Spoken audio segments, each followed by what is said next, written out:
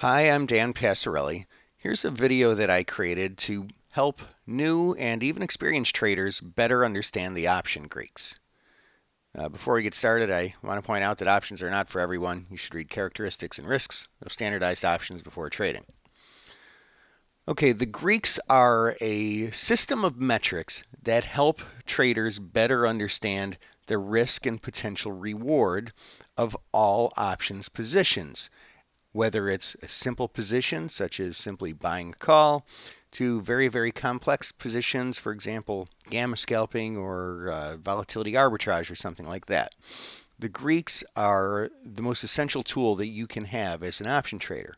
I often liken them to the dashboard on your car. Sure, you can drive a car by just looking out the window, but you want to know how fast you're going. You want to know if the engine's overheating.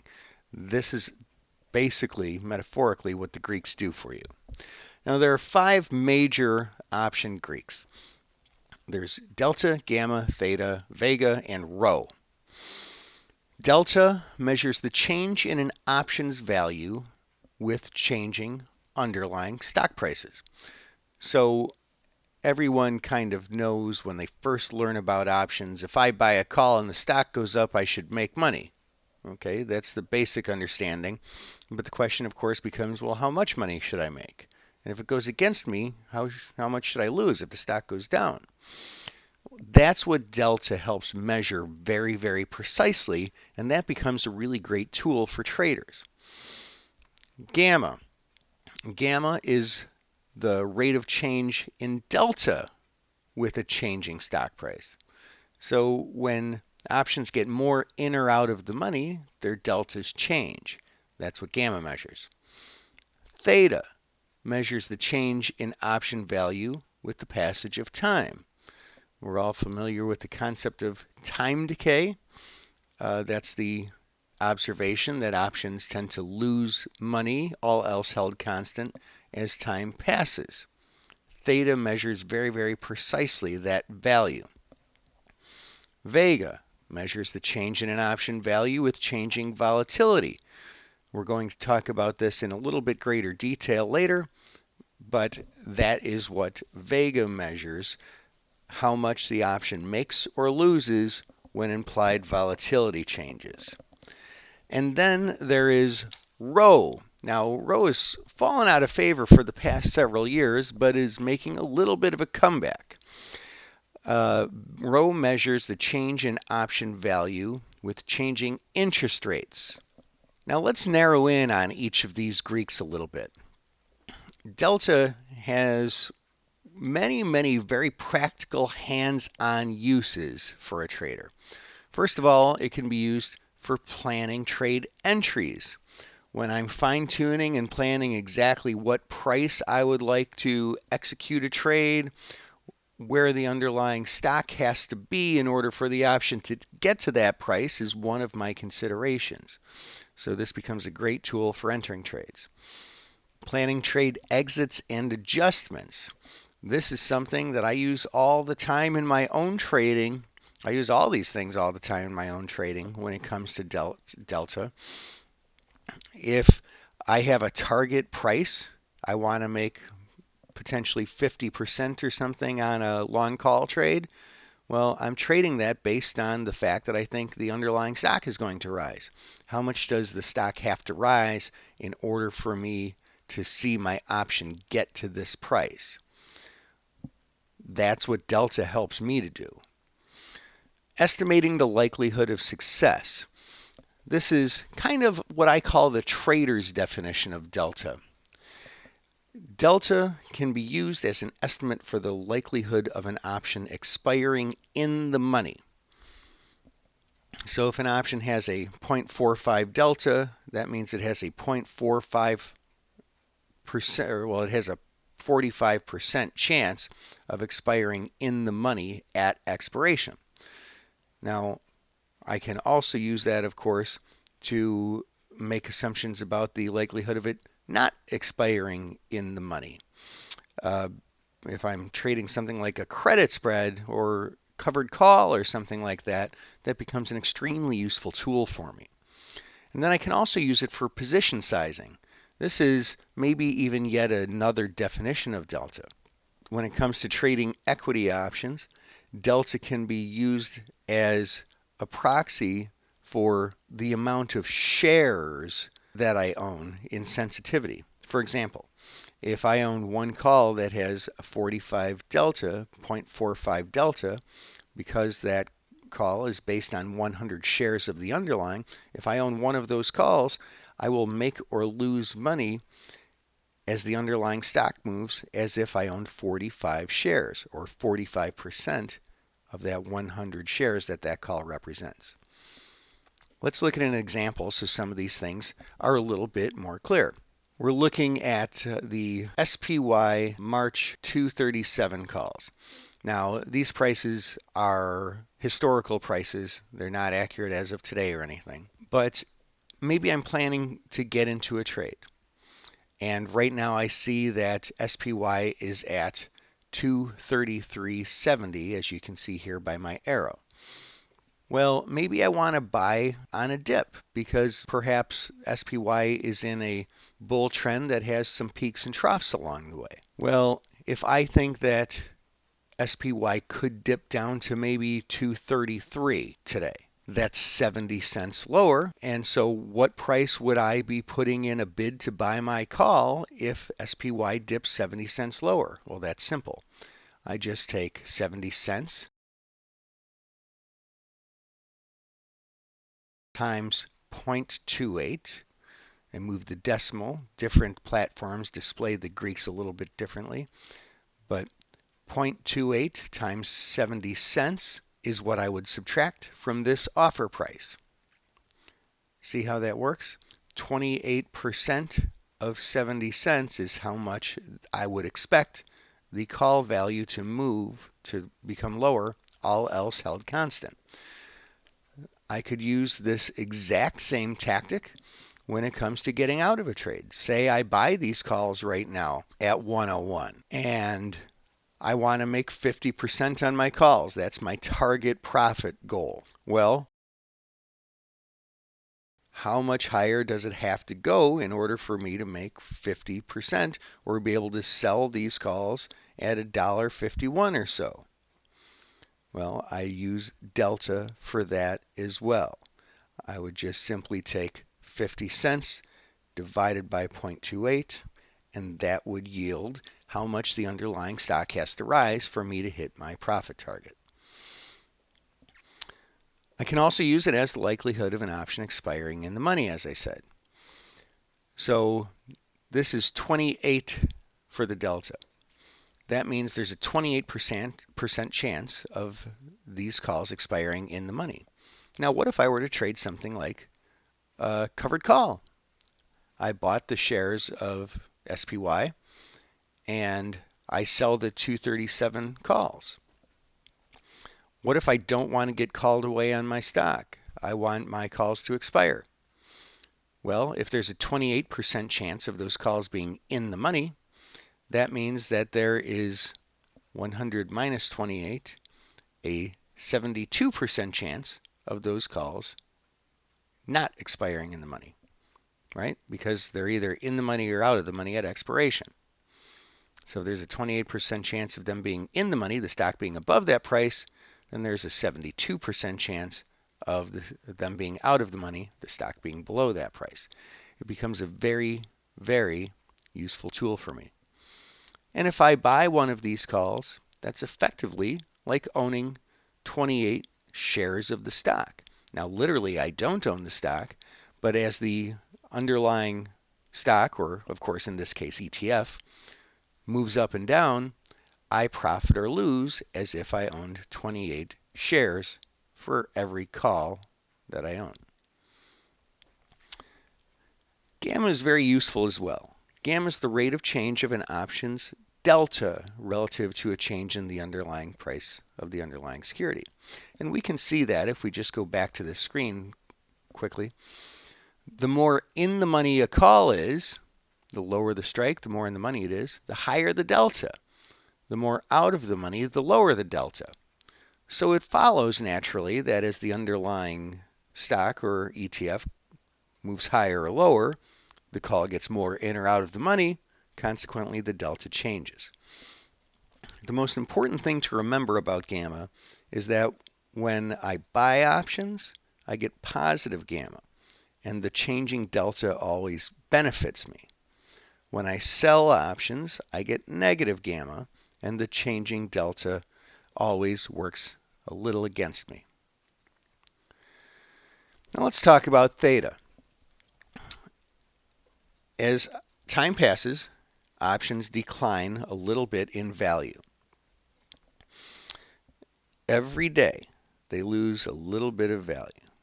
Ultimately, at expiration, of course, there's no time value left, and the options become worth zero or become worth their intrinsic value if they're in the money. But it's very important to measure on a day-to-day basis how much an option declines in value. Now, when I say loses value, I don't necessarily mean that the trader loses money. That, of course, depends on whether the trader is long or short options. If I'm long options, time passing hurts me. If I'm short options, time passing helps me. When those options lose value, that's good for me if I'm short them. So I can use theta just to simply, on its face level, measure my exposure to time passing. How much does that help or hurt me each day? And consequently, I can use that to plan how long I can hold long options. And it helps me when I'm selling options, trading income trades, to optimize and put on the ideal trade. Let's look at that same screenshot of the ETF SPY. This has a 3 theta. Now again, different platforms will display this differently. It's also common to see this displayed as 0.03 because this is 3 cents of option premium.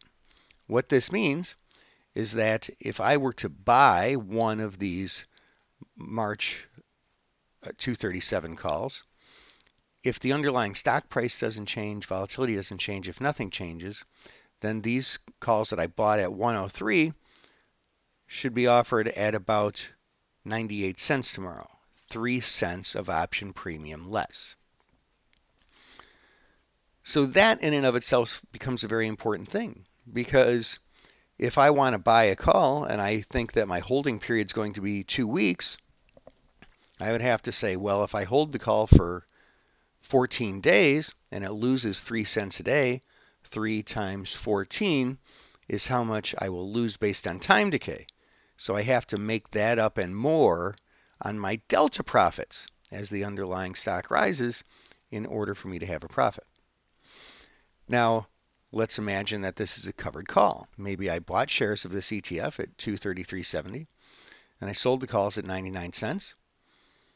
If the underlying ETF does not move, then I would expect these calls to be just 96 cents bid tomorrow, 93 cents bid the next day, 90 cents bid the next day. I would be able to measure how much that covered call is benefiting me on a day-to-day basis by using theta. Now let's talk a little bit about volatility. That leads into our discussion about Vega. There are 2 types of volatility: historical volatility, which is the volatility of the underlying stock during a recent time period.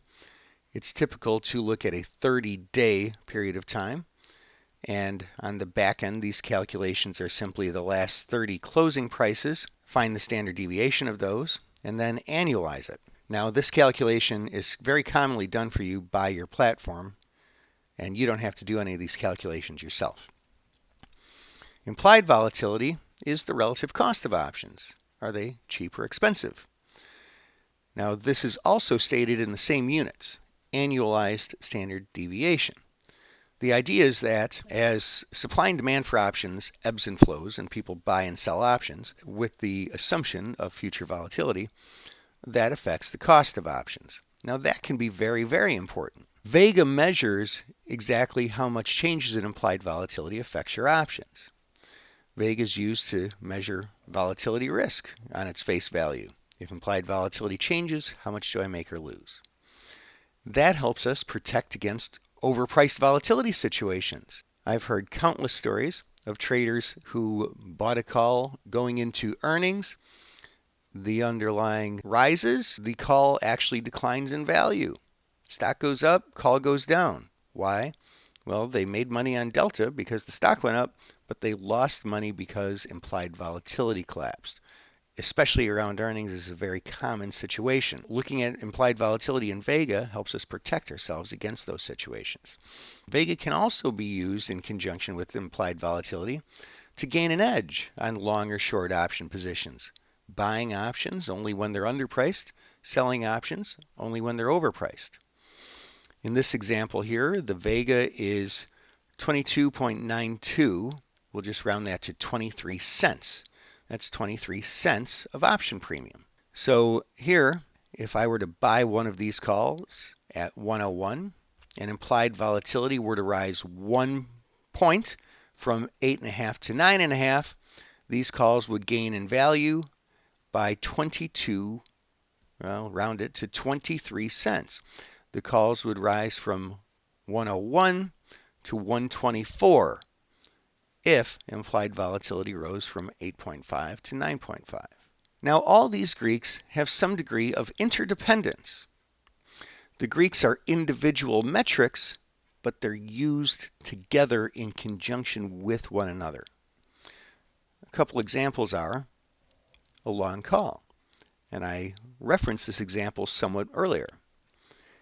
If I buy a call because I think a stock is going to rise over the next 2 weeks, I know that I'm going to lose theta times 14 days on time decay. So how much does my call have to rise based on delta in order to break even? That helps me have really great expectations and goals and profit targets and stop losses. Also, another example, an earnings play. And this is an example I referenced also. Let's make it a little more clear here. If I want to buy a call going into earnings and implied volatility is high because of earnings, which is a very common phenomenon, I can estimate, well, how much do I expect implied volatility to fall after earnings, and that's what I'll lose on Vega. So how much does the underlying stock have to rise in order for me to have enough delta profits to cover that Vega loss? And then I can also go a step farther and say, is there another position that I can put on that helps me minimize my exposure to implied volatility in Vega? And one very common way to overcome that is to buy a debit call spread. If I buy a debit call spread, my delta decreases because my long calls delta is offset somewhat by my short calls delta, but my Vega tends to decrease much, much, much more than my delta decreases because my long calls Vega is offset somewhat by my short calls Vega. That means I still retain a good deal of the directional exposure that I want.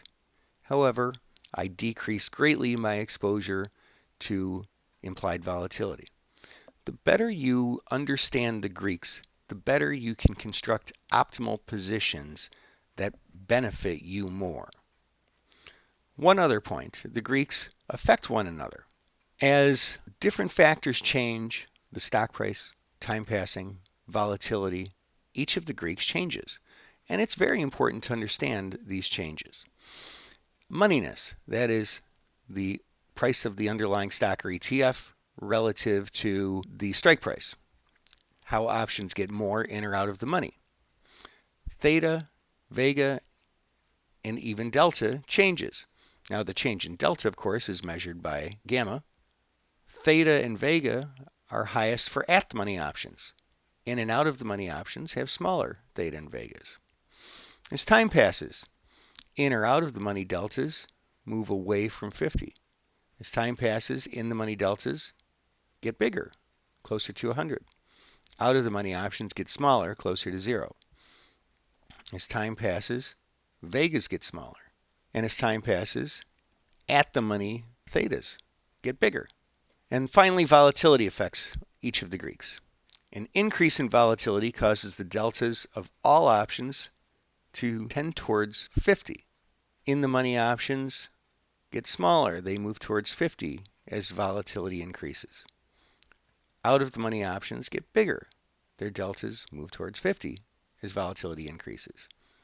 And just the opposite for decreasing volatility. Higher implied volatility also means higher theta for options. That's because the options are worth more when implied volatility rises, therefore their thetas must rise.